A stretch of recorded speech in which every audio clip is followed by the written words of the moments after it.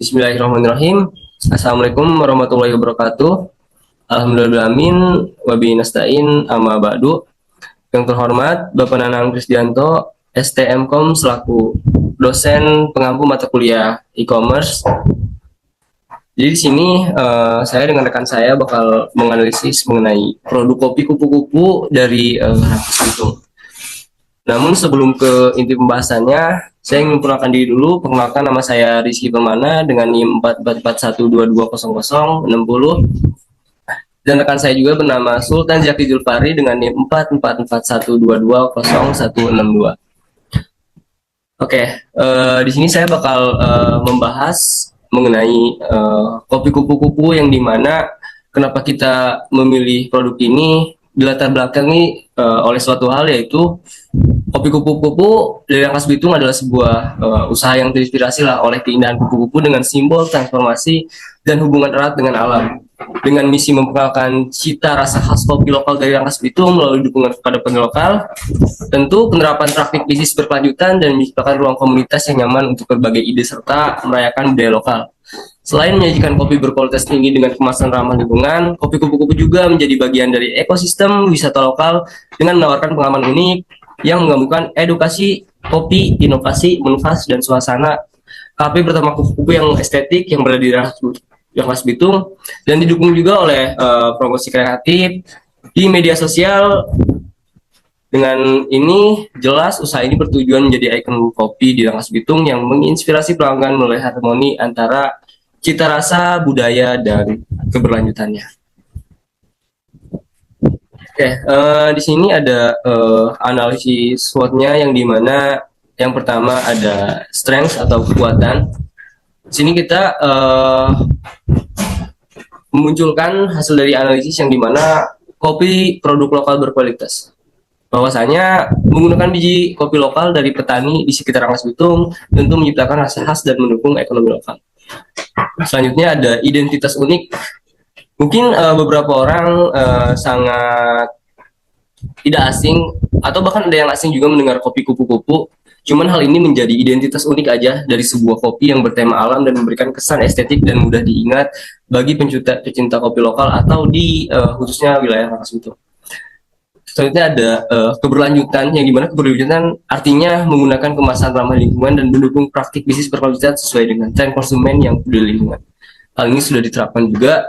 Dan yang selanjutnya ada fokus pada komunitas, bahwasanya kopi kupu-kupu ini tidak bergelut di bidang penjualan, namun sangat aware juga mengenai komunitas-komunitas yang ada di Rangkas Bitung mengenai penyediaan ruang untuk seperti acara seni, budaya, dan edukasi kopi.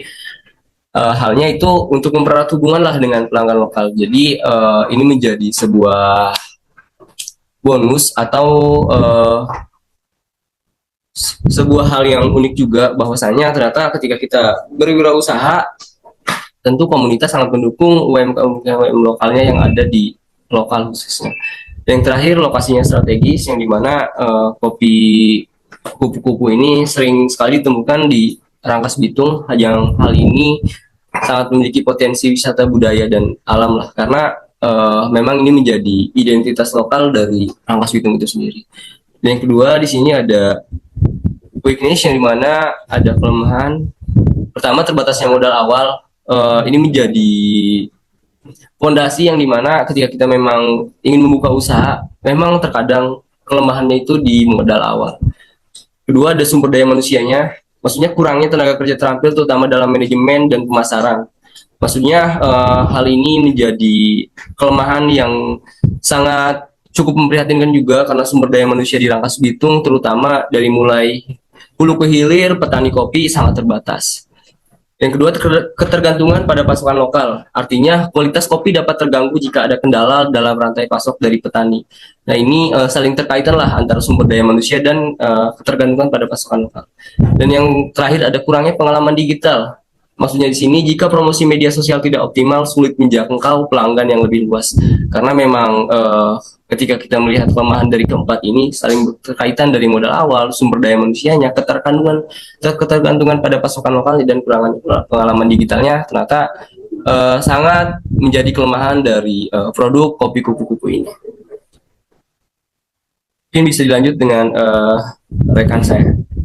Baik, terima kasih kepada Rizky yang telah moderatori dan juga membahas sedikit analisis SWOT-nya dari strength atau kekuatan yang terus kita harus tonjolkan atau dan juga weakness-nya atau kelemahan yang harus kita waspadai lebih lanjut lagi.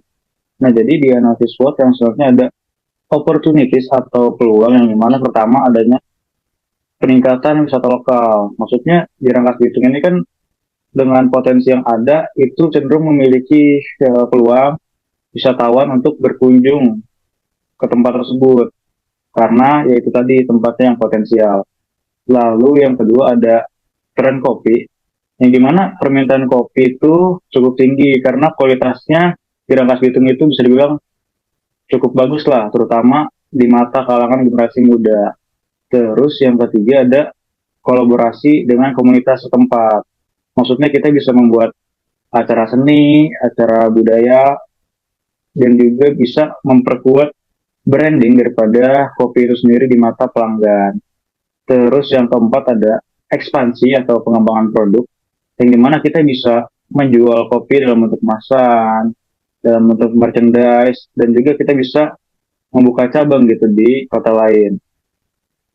Selanjutnya ada edukasi konsumen, yang dimana di peluang itu kita harus adanya penyuluhan atau edukasi kepada konsumen, mungkin bisa berupa workshop atau tour gitu ke antar petani guna apa ya menunjukkan nilai prestis daripada kopi ini sendiri. Lalu yang selanjutnya ada threats atau ancaman, yang dimana ketika kita bicara peluang kita tidak boleh kacamata kuda dan menutup wawasan kita bahwasannya di balik peluang tentunya ada ancaman. Yang pertama tuh ada persaingan yang ketat, yang dimana banyak gitu udah banyak kafe atau warung kopi yang menawarkan produk yang serupa. Terus yang kedua ada dinamika atau perubahan ekonomi lokal yang dimana adanya ketidakstabilan ekonomi yang tentunya bisa mempengaruhi daya beli daripada masyarakat itu sendiri. Terus yang ketiga adanya ketergantungan pada tren. Nah, tren kopi ini kan bisa bergeser ya, cukup dinamis, sehingga diperlukan inovasi yang berkala atau terus-menerus. Terus yang keempat ada cuaca dan hasil panen, yang dimana produksi kopi lokal itu benar-benar apa ya, terpengaruh oleh faktor-faktor kondisi iklim dan juga cuaca tentunya. Terus yang terakhir ada regulasi atau kebijakan daripada pemerintah. Jadi perubahan aturan pemerintah seperti pajak ataupun regulasi bisnis dan lain sebagainya itu bisa menjadi tantangan karena seringkali regulasi atau aturan yang dibuat pemerintah justru bukannya menguntungkan daripada UMKM kecil, akan tapi justru malah mencekik atau merugikan daripada UMKM itu sendiri. Mungkin bisa di next kan. Baik, setelah saya dan rekan saya telah menjelaskan analisis SWOT daripada kopi Rangkas Bitung ini, mungkin selanjutnya kami akan membahas perihal BMC atau Business Model Canvas daripada kopi kupu-kupu khas Rangkas Bitung ini. Yang pertama itu ada key partners atau mitra kunci, yang dimana petani kopi lokal tentunya merupakan sebagai pemasok utama daripada kopi kupu-kupu khas Rangkas Bitung ini. Terus yang kedua, ada komunitas seni dan budaya di dalamnya yang bisa mempromosikan atau memberikan edukasi-edukasi terkait keunggulan daripada kopi kupu-kupu khas Rangkas Bitung ini. Terus yang terakhir ada platform pengiriman makanan lokal, yang dimana untuk ekspansi atau pengembangan daripada kopi kupu-kupu ini, pendistribusiannya tentunya dibutuhkan platform atau media yang mengirim daripada produk kopi itu tersebut. Terus yang kedua ada key activities atau kegiatan kunci, yang dimana pertama ada meracik dan juga menyajikan kopi itu dengan kualitas yang maksimal, mulai dari awalnya hingga menjadi produk jadi kopi-kopi kopi kupu-kupu Rangkas. Lalu yang kedua ada promosi melalui konten yang kreatif dan menarik tentunya di media sosial guna menarik minat daripada pelanggan khususnya generasi muda. Lalu yang ketiga ada menyelenggarakan acara-acara komunitas. Nah, jadi acara-acara komunitas ini atau bisa dibilang seminar atau workshop ini seperti yang saya jelaskan di episode sebelumnya, kita bisa menggandeng daripada komunitas seni dan juga budaya di Rangkas Bitung guna menyelenggarakan acara-acara yang mempromosikan keunggulan daripada produk kopi ini. Terus abis itu ada key resources atau sumber kunci yang dimana biji kopi daripada kopi kupu-kupu Rangkas Bitung ini dibuat dari kopi lokal yang dipasok langsung dari petani lokal Rangkas Bitung itu sendiri. Terus yang kedua ada tim barista, yang dimana tim barista ini dibutuhkan keterampilannya, dibutuhkan ilmunya, dibutuhkan pemahamannya dalam meracik kopi supaya kopi tersebut bisa disajikan dengan kualitas tinggi. Lalu yang ketiga ada lokasi yang strategis, yang dimana ketika kita ingin ngopi tentunya dibutuhkan yang namanya suasana yang cozy, yang nyaman, dan estetik tentunya di kalangan anak-anak muda untuk foto-foto dan lain sebagainya. Lalu yang selanjutnya ada value proposition atau proporsi nilai yang dimana yang pertama kopi kupu-kupu khas Rangkas Bitung ini akan menjadikan kopi lokal kualitas tinggi dengan cita rasa yang tentunya otentik khas Rangkas Bitung. Lalu yang kedua ada menawarkan suasana kafe dengan tema alam atau kupu-kupu seperti yang saya jelaskan tadi di Key Resources. Lokasi ini kita buat apa ya senyaman mungkin, secozy mungkin supaya orang-orang nyaman gitu ngopi di sini. Terus yang selanjutnya ada customer relationship atau hubungan dengan customer atau konsumen yang dimana yang pertama tentunya kita mengadakan program loyalitas yang dimana ketika ada pelanggan yang loyal terhadap produk ini kita bisa berikan diskon khusus gitu untuk pelanggan supaya mereka tetap terus-menerus membeli produk daripada kopi kupu-kupu Rangkas. Lalu yang kedua ada event khusus, kita bisa buat diskusi budaya, seni, atau pertunjukan musik akustik yang dimana tentunya isinya mempromosikan keunggulan daripada produk kopi ini. Lalu yang ketiga tentunya harus ada layanan yang ramah dan juga apa ya langsung personal kepada setiap pelanggan sehingga dari pelanggan tuh merasa dibersamai lah oleh karyawan maupun teman-teman daripada kopi kupu-kupu Rangkas ini.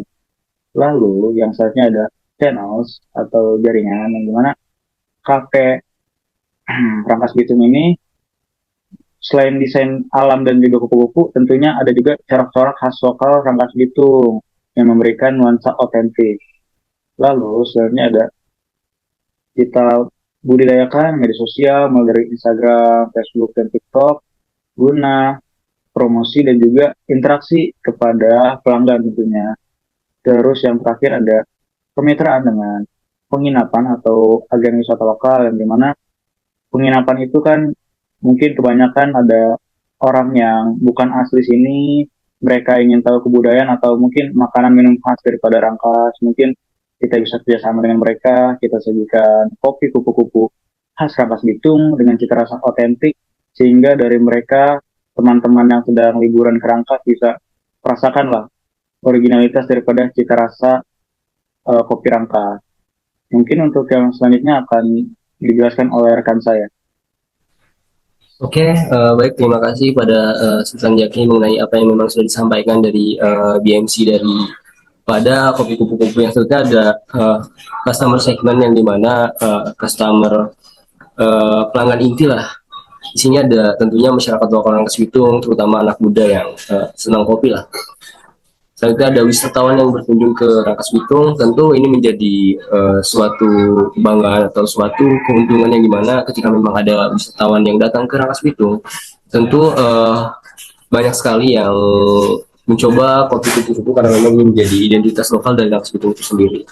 Kita ada komunitas seni dan budaya lokal, ini menjadi pelanggan inti ketika memang tadi yang disebutkan ada acara-acara budaya seperti diskusi atau pertunjukan akustik yang sambil temani kopi atau promosi kopi kupu-kupu ini, dan itu menjadi pelanggan tetap yang ada di kopi kupu-kupu Rangkas Bitung ini.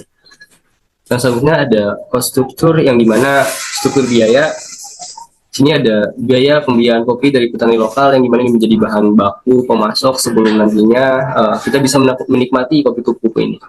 Kedua ada biaya promosi juga dan biaya pemasaran digital.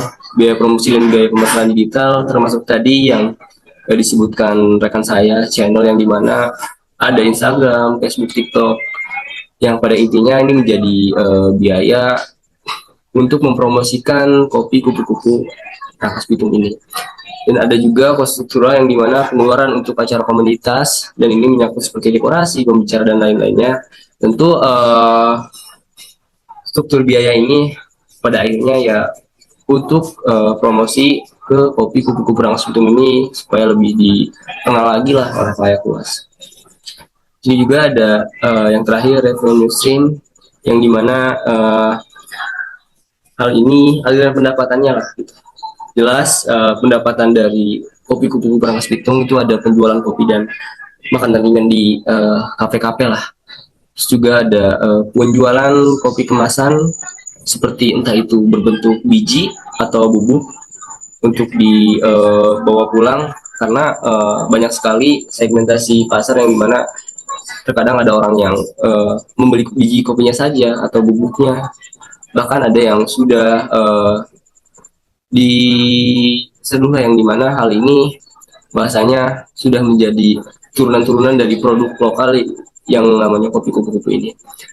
Terus ada juga sewa ruang untuk acara kecil seperti komunitas workshop yang dimana aliran dana ini terkadang memang ada lebihnya lah dari sewa-sewa yang memang untuk acara-acara kecil seperti diskusi budaya, seni pertunjukan, atau kumpul-kumpul komunitas secara kelompok-kelompok kecil. Oke, next.